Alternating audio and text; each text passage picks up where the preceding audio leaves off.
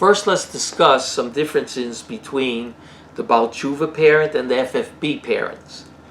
Number one, generally speaking, the Baal Tshuva doesn't have this larger frum family to look to as models. In other words, in the frum world, you have always kids who are looking towards their uncles, their aunts, not only their parents, grandparents, and whereas the Baal Tshuva has, basically, they have to be models for their kids, because many times in the family there were no other observant people for the kids to look at and actually be models for them. That's number one. Number two, since the parents of the Baal Tshuva are not really frum in most cases and have different values, it makes it harder for the Baal Tshuva to make them models for their children.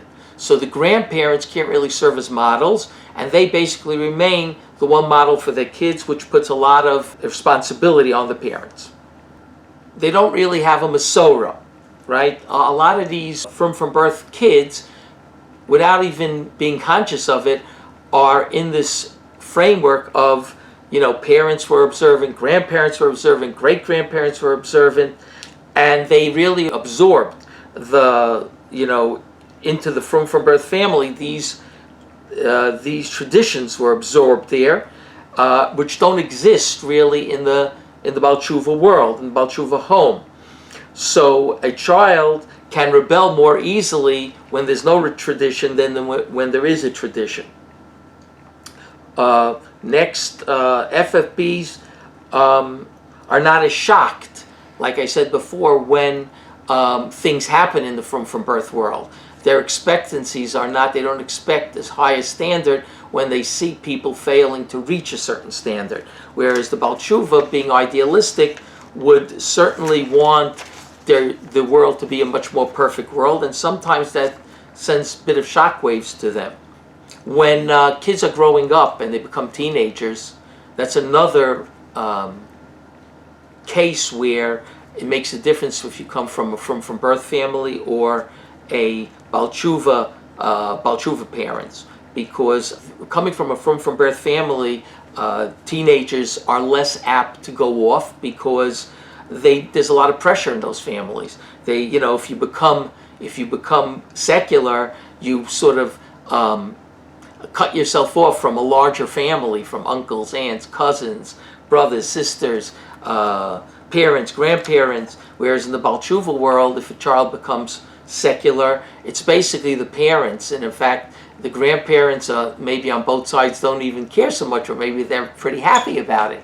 So that's something that makes a real difference and puts a lot more responsibility on the parents of the Baal Tshuva parents when they're raising their kids. Another thing is they didn't really raise kids at home when they were kids, meaning they come from small families and they may not know exactly how to raise kids because they didn't have the experience that many of the larger from birth families have, where the older kids did raise the younger kids. The younger kids saw how things were being done in the family, whereas in the Baal Tshuva world, that really doesn't exist.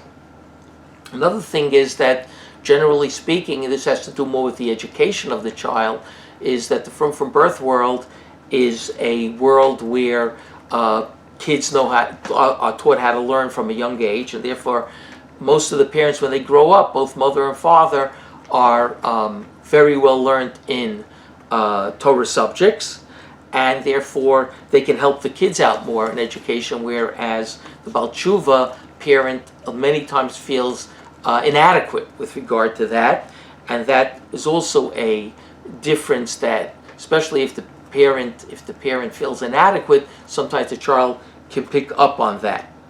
Though in reality there may not be anything wrong, the child may realize that his parents don't know everything. He knows his parents became observant much later in life, but that feeling of inadequacy does play a role.